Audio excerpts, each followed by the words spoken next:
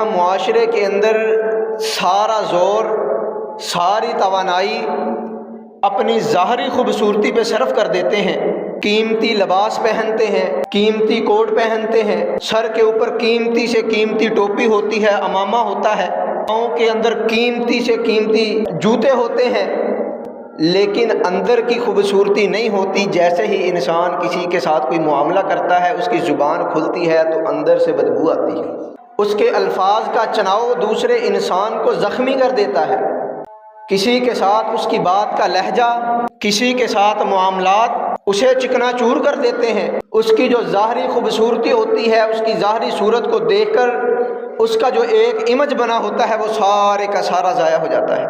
اس سے ہمیں یہ بات سمجھ آتی ہے کہ ظاہری خوبصورتی نہایت ضروری ہے۔ ان اللہ جمیل یحب الجمال، اللہ رب العالمین خوبصورت ہیں، خوبصورتی کو پسند کرتے ہیں، لیکن صرف ظاہری خوبصورتی ہی نہیں، باطنی خوبصورتی بھی ہونی چاہیے۔ ظاہری خوبصورتی ہو، باطنی خوبصورتی نہ ہو، نتیجہ کیا نکلتا ہے؟ اس کی مثال نبی رحمت صلی اللہ علیہ وآلہ وسلم کے دور کے اندر بڑی واضح ہے۔ آقا علیہ الصلوۃ والسلام کے چچا ہیں، 30ویں سپارے کے اندر اللہ رب العالمین نے ان کی تباہ و بربادی کے حوالے سے پوری سورت نازل فرمائی ہے، سورت لہب۔ چچا کا نام ابو لہب ہے۔ انہیں ابو لہب کیوں کہا جاتا ہے؟ عرب کے اندر یہ رواج تھا کہ لوگوں کو کنیت کے ساتھ پکارا جاتا تھا، اس کے قبیلے کی کنیت، قبیلے کی نسبت کے ساتھ اس کی خوبصورتی کو دیکھ کر کوئی کنیت رکھ لیتے تھے۔ لہب آگ کے انگارے کو کہتے ہیں، آگ کے شعلے کو کہتے ہیں۔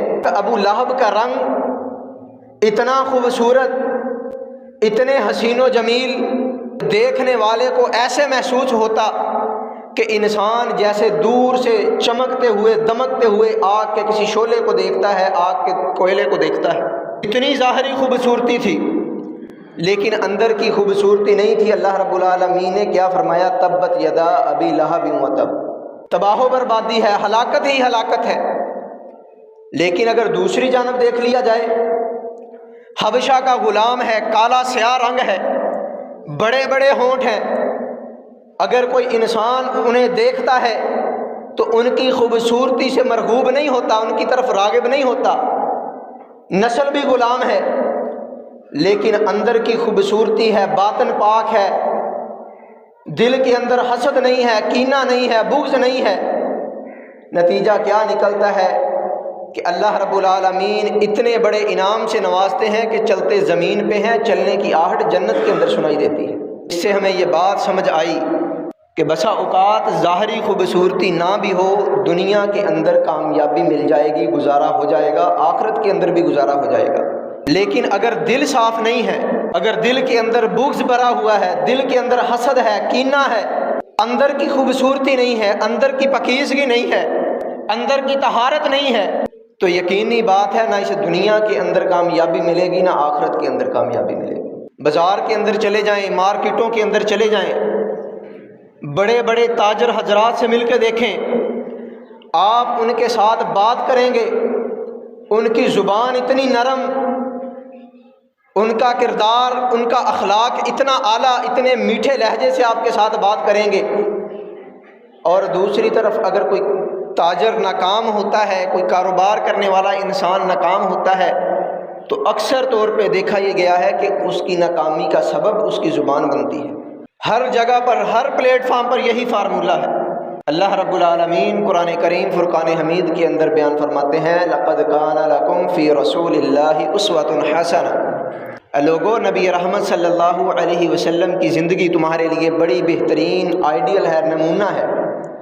جس طرح اسکول کے بچے پیپروں کی تیاری کرنے کے لیے گائیڈ، خلاصے استعمال کرتے ہیں، اسی طرح اللہ رب العالمین نے ہمیں آخرت کی تیاری کرنے کے لیے نبی رحمت صلی اللہ علیہ وسلم کو بطور گائیڈ بھیجا ہے۔ وہ ہمیں آخرت کی تیاری کروانے کے لیے آئے ہیں کہ ہماری آخرت کا امتحان بہترین ہو جائے، ہم اس کے اندر کامیاب ہو جائیں۔ نبی رحمت صلی اللہ علیہ وسلم کی حیات طیبہ کے جہاں پر بہت سارے پہلو ہیں، ان میں سے سب سے اہم اور سب سے خاص پہلو یہ بھی ہے کہ انسان کا دل صاف ہونا چاہیے، انسان کے دل کے اندر لوگوں کی باتوں کو برداشت کرنے کا، مادہ ہونا چاہیے، انسان دوسروں کی باتوں کو برداشت کر لے، دوسروں کے کسے گئے جملے، دی گئی گالیاں، برسائے گئے پتھر، انسان ان کو برداشت کرے، خاموشی اختیار کرے۔ اور نبی رحمت صلی اللہ علیہ وسلم نے جو ہمارے لیے مشعل راہ ہیں، آئیڈیل ہیں، نمونہ ہیں، ہر مسلمان کے راہبر ہیں، ہر مسلمان کے رہنما ہیں، ہر مسلمان کے پیر و مرشد ہیں، جنہیں ہر مسلمان مانتا ہے، انہوں نے اپنی زندگی کے اندر ایسے معاملات کی بے شمار اور ایسی لازوال مثالیں پیش کر دیں کہ تاریخ کے اندر ان کے بعد کبھی بھی کسی نے ایسی مثال پیش نہیں کی۔ اللہ کے صحابہ کرام رضوان اللہ علیہ اجمعین نے آقا علیہ الصلوۃ والسلام کی سیرت کو اپناتے ہوئے ایسی قربانیاں پیش کی۔ آقا علیہ الصلوۃ والسلام وادی طائف کے اندر جاتے ہیں، دعوت کیا تھی؟ آقا علیہ الصلوۃ والسلام کے اوپر پتھر برسائے گئے، جسم لہو لہان کیا گیا، یہاں تک کیفیت آتی ہے کہ آقا علیہ الصلوۃ والسلام کے جسم اطہر سے لہو مبارک بہتا ہوا قدموں میں آ جاتا ہے۔ آقا اپنے جوتے اتارنا چاہتے ہیں، خون جم جانے کی وجہ سے جوتے پاؤں کے ساتھ چپک جاتے ہیں، جوتے پاؤں سے جدا نہیں ہوتے۔ آقا علیہ الصلوۃ والسلام کوئی اپنی خاص دعوت کے لیے، اپنے کوئی خاص مفاد کے لیے، اپنے خاص کسی کوئی کام کے لیے وہاں پہ گئے تھے؟ اللہ کی قسم کسی کام کے لیے نہیں گئے، صرف ایک ہی مشن تھا، قولوا لا الہ الا اللہ تفلحوا تملک العرب والعجم، کہ اللہ رب العالمین کو اپنا مالک خالق مان لو، ایک پلیٹ فارم پہ آ جاؤ، اسلام قبول کر لو، اسلام کے پرچم تلے آ جاؤ، بشارت ہے، خوشخبری ہے، تفلحوا کامیاب ہو جاؤ گے، دنیا کے اندر بھی کامیاب ہو جاؤ گے، آخرت کے اندر بھی کامیاب ہو جاؤ گے، تملک العرب والعجم، نتیجہ کیا نکلے گا؟ ساتھ اللہ رب العالمین عرب و عجم کا بھی تمہیں مالک بنا دے گا۔ لیکن انہوں نے پتھر برسائے، جسم لہو لہان کیا، زخمی کیا، خون بہا، ساری کیفیت دیکھ کے آقا علیہ الصلوۃ والسلام کی زبان اقدس سے کیا نکلتا ہے؟ اللہ رب العالمین نے آسمان سے پہاڑوں کے فرشتے کو نازل فرمایا کہ جاؤ میرے محبوب کے پاس، بڑا ظلم ہوا ہے، جسم مبارک کو، جسم اطہر کو لہو لہان کیا گیا ہے، جاؤ آقا علیہ الصلوۃ والسلام سے اجازت طلب کر کے اس وادی کے لوگوں کو دونوں پہاڑوں کے درمیان پیس کے ختم کر دو، ملیا میٹ کر دو، ان کا نام و نشان ختم کر دو۔ فرشتہ آیا، اجازت طلب کی، آقا علیہ الصلوۃ والسلام نے آسمان کی طرف اپنا چہرہ اٹھایا، اپنے ہاتھوں کو اٹھایا۔ آقا علیہ الصلوۃ والسلام نے کوئی بد دعا نہیں کی۔ آقا علیہ الصلوۃ والسلام فرماتے ہیں اللہم اہد قومی فانہم لا یعلمون، اے اللہ ان کو ہدایت دے دے، یہ نہیں جانتے کہ میں تیرا بھیجا ہوا پیغمبر ہوں۔ آج اگر ہمارے اوپر گالیاں دی جاتی ہیں، پتھر برسائے جاتے ہیں، یا ہم کسی کے اوپر پتھر برساتے ہیں، کسی کو گالیاں دیتے ہیں، ایک لمحے کے لیے ذرا سوچئے اس کے بیک گراؤنڈ پہ اس کی وجہ کیا ہوتی ہے؟ ہمارے آپس کے معاملات ہوتے ہیں، تجارت کے معاملات، گھر کے معاملات، معاشرے کے معاملات، لین دین کے معاملات، جن کی وجہ سے آج ہماری لڑائیاں ہوتی ہیں، جن کی وجہ سے آج ہمارے جھگڑے ہوتے ہیں۔ لیکن دوسری طرف اسلام کی دعوت ہے، اللہ رب العالمین اختیار بھی دیتے ہیں کہ اے آقا آپ حکم دیجئے، اشارہ کیجئے، رہتی دنیا تلک کے لیے ان کا نام و نشان ختم کر دیا جائے گا جنہوں نے آپ کے اوپر ظلم کیا ہے۔ لیکن آقا علیہ الصلوۃ والسلام اپنی امت کے لوگوں کو درس دے رہے ہیں، مجھے اور آپ کو ایک سبق دے رہے ہیں کہ ان چیزوں کو برداشت کرنا ہے، لوگوں کی گالیوں کو، پتھروں کو برداشت کرنا ہے، بد دعا نہیں کرنی، ان کے لیے کوئی خسارے کا سودا نہیں کرنا، ان کے لیے کوئی نقصان نہیں کرنا، بلکہ ایسی کیفیت کے بعد بھی تمہاری زبان کھلے، تمہارے لب کھلے تو ان میں سے دعا نکلے۔ اور اسی طرح نبی رحمت صلی اللہ علیہ وسلم نے ابتدائے اسلام کے وقت پر پہاڑی پہ چڑھ کے اسلام کی دعوت دی تھی۔ سبھی نے واقعہ سنا ہوگا، آقا علیہ الصلوۃ والسلام نے مکے کے لوگوں کو جمع کیا، سب آ گئے، آقا علیہ الصلوۃ والسلام نے سوال کرنے شروع کیے، بتلاؤ میں نے کبھی جھوٹ بولا ہو، بتلاؤ میں نے کبھی خیانت کی ہو، بتلاؤ کبھی میں نے کسی کے ساتھ دھوکہ کیا ہو۔ مکے کے لوگ ہیں، کافر ہیں، غیر مسلم ہیں، اسلام کے دشمن ہیں، لیکن آقا علیہ الصلوۃ والسلام کے انہی سوالوں پر جواب دیتے ہیں کہ ہم نے آپ کو صادق پایا ہے، امین پایا ہے، دیانتدار پایا ہے۔ لیکن جو ہی نظریے تبدیل ہوئے، اسلام کی دعوت آئی، قولوا لا الہ الا اللہ تفلحوا تملک العرب والعجم کی دعوت آئی، نتیجہ کیا نکلا؟ انہی لوگوں نے گالیاں دینی شروع کر دی، انہی لوگوں نے پتھر برسانے شروع کر دیے، انہی لوگوں کے اندر ابو لہب بھی تھا جس نے آقا علیہ الصلاۃ والسلام کو، آقا کے چچا ہیں، اپنے بھتیجے کے لیے بد دعا کی، تبا لکا، اے محمد صلی اللہ علیہ وسلم، معاذ اللہ تو نے ہمیں اتنا فضول سمجھا ہے، اتنا فارغ سمجھا ہے کہ جب تیرا دل کرتا ہے ہمیں بلا لیتا ہے، اکٹھا کر لیتا ہے، تیرے ہاتھ ٹوٹ جائیں، تیرے لیے تباہ و بربادی ہو، ہلاکت ہو۔ نبی رحمت صلی اللہ علیہ وسلم کے لیے یہ الفاظ بولتا ہے، لیکن آقا علیہ الصلاۃ والسلام نے وہاں پر بھی اپنی امت کے لوگوں کو سبق اور درس دیا کہ خاموشی اختیار کرنی ہے۔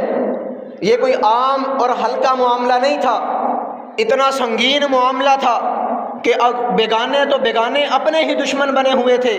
اللہ رب العالمین نے اس معاملے کو دیکھا، اللہ رب العالمین سے یہ معاملہ برداشت نہیں ہوا۔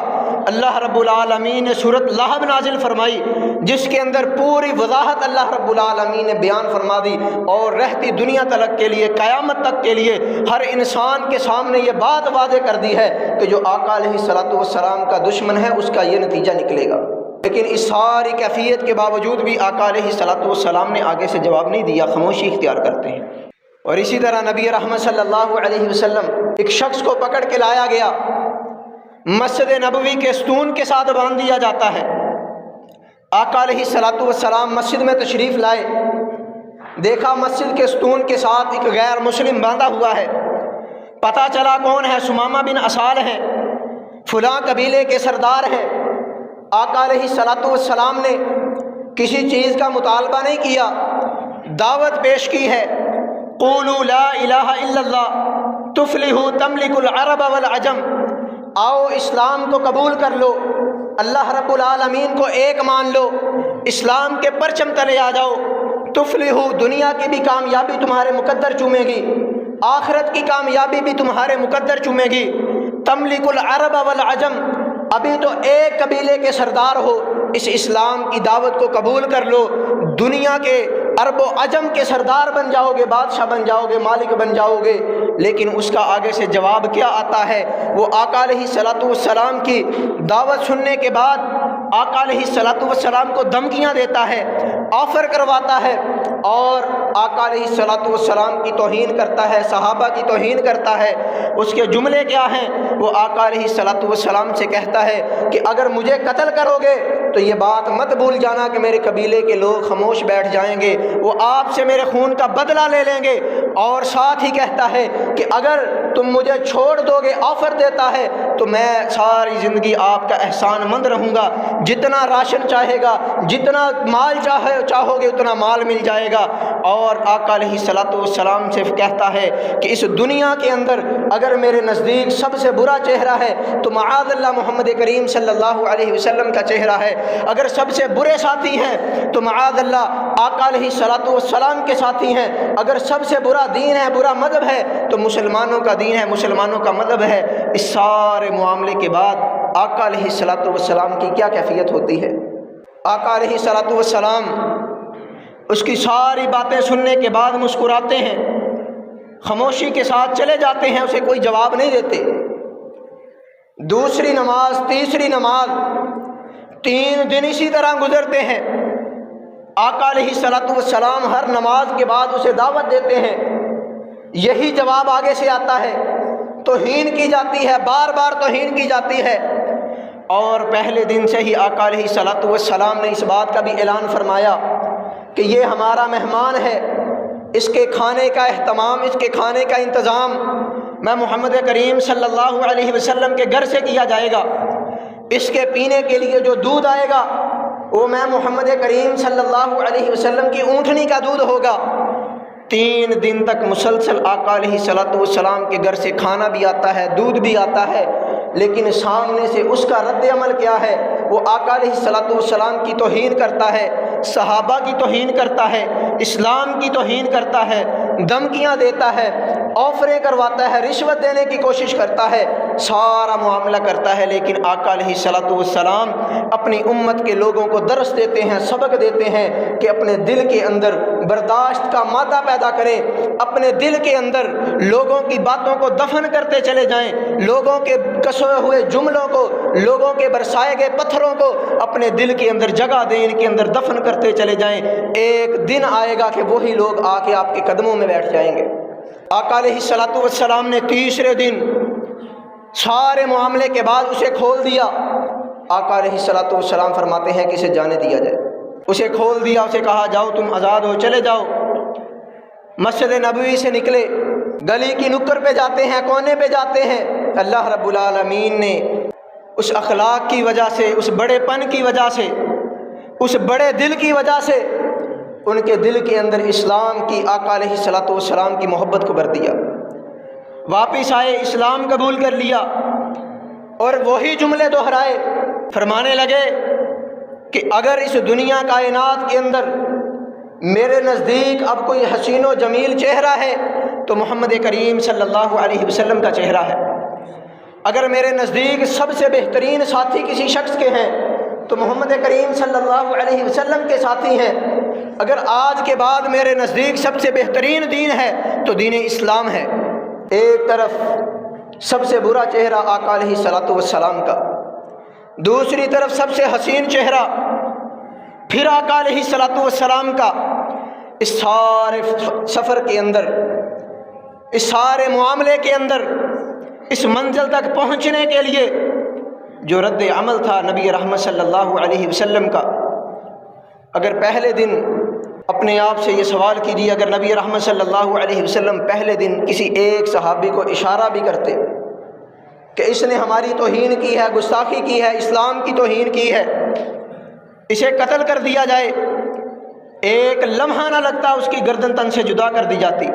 لیکن آقا علیہ الصلوۃ والسلام نے ہمیں ایک بہت بڑا سبق اور درس دیا کہ اپنے دل کے اندر برداشت کا مادہ پیدا کریں۔ لیکن آج کے اس معاشرے کے اندر ہمارے رویے ایسے بن چکے ہیں، اور دوسری طرف رد عمل ایسا ہے کہ پہلے نمبر پر تو ہمارے رویے ایسے ہیں کہ ہماری زبان کھلتی ہے تو الفاظ اتنے بدبودار ہوتے ہیں کہ انسان بیان کرنے سے قاصر ہے۔ والدین ہی نہیں، اولاد ہی نہیں، دوستوں کے آپس میں والدین کے اولاد کے ساتھ، اولاد کا والدین کے ساتھ ایسا رویہ بن چکا ہے۔ چند دن قبل کی بات ہے، شاید آپ میں سے کچھ لوگ اس خبر سے واقف بھی ہوں، 12 سال کی ایک بچی خودکشی کرتی ہے۔ اس کی وجہ کیا ہے؟ وجہ والدین بنتے ہیں، تربیت نہیں ہے، بچوں کو سکھلایا نہیں ہے، اور پھر دوسرے نمبر پر والدین کا کردار ہے۔ وہ خودکشی کرنے سے پہلے ایک لیٹر لکھتی ہے، خط لکھتی ہے اپنے والدین کے نام۔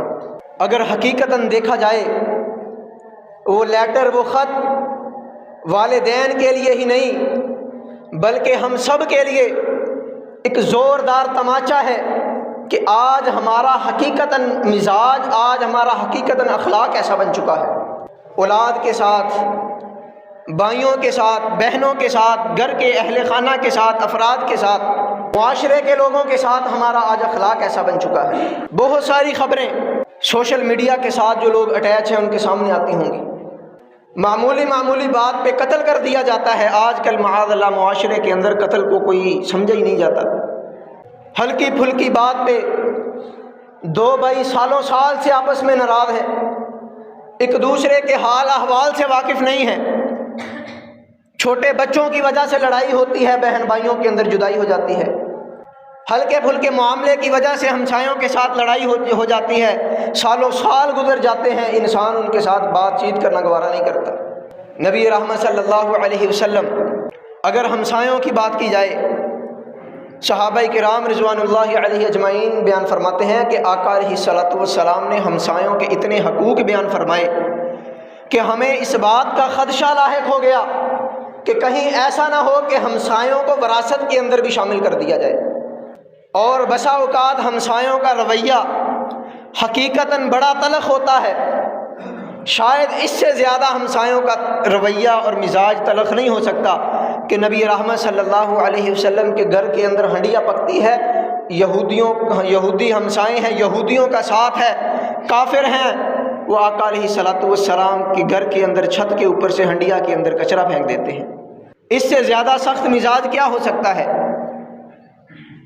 لیکن صحابہ بیان فرماتے ہیں کہ نبی رحمت صلی اللہ علیہ وسلم نے کبھی انہیں اف بھی نہیں کہا۔ آج ہم ذرا بازار سے گزریں، کوئی ہمارے اوپر کچرا پھینک کر تو دیکھے، وہ گاؤں کا وڈیرا ہوگا، چوہدری ہوگا، وہ کوئی بھی ہو، اپنے گھر ہوگا، اس سے ہمیں کوئی غرض نہیں، لیکن کوئی ہمارے اوپر کچرا پھینک کر تو دیکھے، اس کی اتنی مجال۔ کیا آج معاشرے کے اندر ہمارا ایسا مزاج ہے؟ کیا آج ہمارے اندر اتنی برداشت ہے کہ کوئی انسان ہمیں گالی دے، برا بھلا کہے اور وہ بیمار ہو جائے، ہم اس کی بیمار پرسی کے لیے اس کے گھر چلے جائیں، وہ فوت ہو جائے، ہم اس کے جنازے میں شریک ہو جائیں؟ اولاد والدین سے ناراض ہو جائے، والدین کے جنازے میں شامل نہیں ہوتے، بھائی بھائی سے ناراض ہو جائے، بھائی کے جنازے میں شامل نہیں ہوتے، بہنوں سے ناراض ہو جائیں، ان کے جنازوں میں شامل نہیں ہوتے۔ تیمارداری کرنا، حال احوال پوچھنا، زندگی کی مشکلات کے ساتھ ان کے ساتھ کھڑے ہونا، یہ تو بڑی دور کی بات ہے۔ نبی رحمت صلی اللہ علیہ وسلم سجدے میں جاتے ہیں، کمر مبارک پر اوجری رکھ دی جاتی ہے۔ کتنے ہی ایسے واقعات نبی رحمت صلی اللہ علیہ وسلم کی حیات طیبہ کے ہمیں جھنجھوڑتے ہیں، ہمارا گریبان پکڑ کر ہمیں اس بات پہ آمادہ کرنے کی کوشش کرتے ہیں کہ سدھر جاؤ۔ آقا علیہ الصلوۃ والسلام آخرت کی تیاری کرنے کے لیے آپ کے پاس بطور آئیڈیل ہیں، بطور نمونہ ہیں، ان کی زندگی کو اپناؤ، اپنے اندر برداشت کا مادہ تو پیدا کرو۔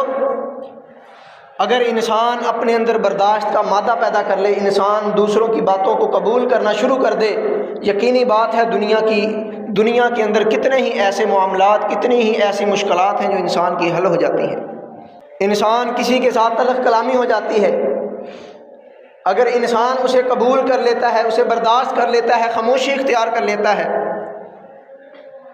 کتنے ہی ایسے انسانوں کو، کتنے ہی ایسے شخصوں کو میں خود جانتا ہوں کہ کسی کے ساتھ لڑائی جھگڑا ہونے کے بعد ان میں سے ایک شخص نے خاموشی اختیار کر لی، بات رفع دفع ہو گئی، معاملہ ختم ہو گیا، لیکن جس انسان نے زیادتی کی تھی، جس انسان نے تلخ کلامی کی تھی، وہ خود اس کے پاس چل کے جاتا ہے، اسے معافی کرتا ہے، لیکن سالوں سال گزر جاتے ہیں، ایک دوسرے کے ساتھ بات چیت کرنے کو تیار نہیں ہے۔ اور بسا اوقات ہمارے آڑے میں آ جاتی ہے، انائیں آ جاتی ہیں، اپنی عزت کا معاملہ آ جاتا ہے، گھر کی عزت کا معاملہ آ جاتا ہے کہ اس نے میرے اوپر انگلی اٹھائی ہوتی تو شاید میں برداشت کر لیتا، اب اس نے میرے گھر کے اوپر انگلی اٹھائی ہے۔ ام المؤمنین سیدہ عائشہ صدیقہ طاہرہ مطہرہ رضی اللہ تعالی عنہا، جن کی پاک دامنی، جن کی عفت و عصمت کا اللہ رب العالمین نے قرآن کریم فرقان حمید کے اندر ذکر فرمایا، ان کے اوپر الزام لگایا گیا۔ بعض صحابہ کرام رضوان اللہ علیہ اجمعین غلط فہمی کی بنا پر ان کے ساتھ شامل ہو گئے جنہوں نے الزام لگایا۔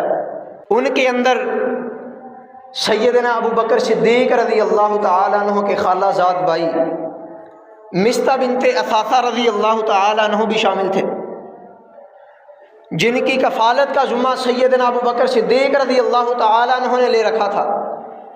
ان کے گھر کا راشن، ان کے گھر کی کفالت سیدنا ابو بکر صدیق رضی اللہ تعالی عنہ کیا کرتے تھے، لیکن غلط فہمی کی بنا پر سیدہ عائشہ رضی اللہ تعالی عنہ کے اوپر لگنے والے تہمت میں شریک ہو گئے۔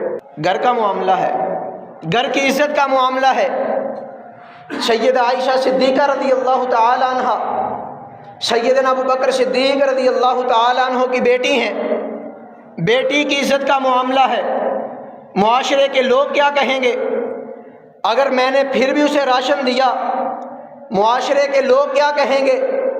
لوگوں کی باتیں، لوگوں کے تانے، لوگوں کی اٹھنے والی انگلیاں، سارا کچھ محل نظر ہے۔ سیدنا ابو بکر صدیق رضی اللہ تعالی عنہ نے قسم اٹھائی کہ آستینوں میں سانپ ہے، کہ جس کے گھر کی کفالت میں خود کر رہا ہوں اس نے میری بیٹی کے اوپر الزام لگا دیا ہے۔ قسم اٹھا لی کہ آج کے بعد مستہ بنت اثاثہ رضی اللہ تعالی عنہ کا راشن بند۔ اللہ رب العالمین نے آسمان سے قرآن نازل فرمایا کہ اللہ رب العالمین نے جس انسان کو ایمان کی دولت سے نوازا ہے، اسے وسعت دی ہے اس کا دل بڑا کیا ہے، اسے تحمل مزاجی دی ہے، بردباری دی ہے، اس انسان کو یہ کام زیب نہیں دیتا کہ وہ انا کی وجہ سے، عزت کے معاملے کی وجہ سے، ناک کی وجہ سے جو نیکی کے کام کر رہا ہے، جو معاملات کر رہا ہے، ان کے اندر تبدیلی کرے، ان کو خراب کرے۔ اللہ کے پیارے پیغمبر علیہ الصلوۃ والسلام پہ قرآن نازل ہوتا ہے، سیدنا ابوبکر صدیق رضی اللہ تعالیٰ عنہ کو بلایا، فرمانے لگے اے ابو بکر تیرے بارے میں اللہ رب العالمین نے آسمان سے یہ فیصلہ صادر فرمایا ہے، ہیلے حجت بیان نہیں کی کہ میرے گھر کی عزت کا مسئلہ ہے، میری بیٹی کی عزت کا مسئلہ ہے، میں معاشرے کے لوگوں کو کیا جواب دوں گا؟ فوری طور پہ اپنی قسم کا کفارہ ادا کرتے ہیں، دوبارہ قسم اٹھاتے ہیں کہ اگر پہلے مصہ بنت اساسہ کے گھر راشن کی 1 بوری جاتی تھی، آج کے بعد 2 جایا کرے گی۔ آج ہم اہل ایمان ہیں، کسی سے پوچھ کے دیکھیں، جواب یہی آئے گا کہ نبی رحمت صلی اللہ علیہ وسلم کی زندگی ہمارے لیے آئیڈیل ہے، نمونہ ہے، ہم ان کی زندگی کی طرح زندگی بسر کرتے ہیں۔ ہم صحابہ کرام رضوان اللہ علیہ اجمعین کو اپنا آئیڈیل اور نمونہ سمجھتے ہیں، ان کی زندگی کی طرح، جس طرح انہوں نے آقا علیہ الصلوۃ والسلام کی حیات طیبہ کو دیکھ کر زندگی بسر کی، ہم بھی اسی طرح زندگی بسر کرنا چاہتے ہیں۔ لیکن اگر یہ بات کہی جائے کہ انسان چراغ لے کر بھی معاشرے کے اندر، اپنے اس معاشرے کے اندر، اپنے اس دور کے اندر کوئی ایسی ایک مثال ڈھونڈنے کے لیے نکلے، تو شاید ہمیں اس معاشرے کے اندر کوئی مثال نہ ملے۔ کسی انسان نے کسی کو گالی دی ہو اور وہ برداشت کر جائے، کسی انسان نے کسی کو تھپڑ مارا ہو تو وہ برداشت کر جائے، کسی انسان نے کسی کی بہن بیٹی کی عزت و آبرو کے اوپر کھیلا ہو، اس کے اوپر انگلی اٹھائی ہو، کیچڑ اچھالنے کی کوشش کی ہو، اور وہ انسان خاموشی اختیار کر جائے۔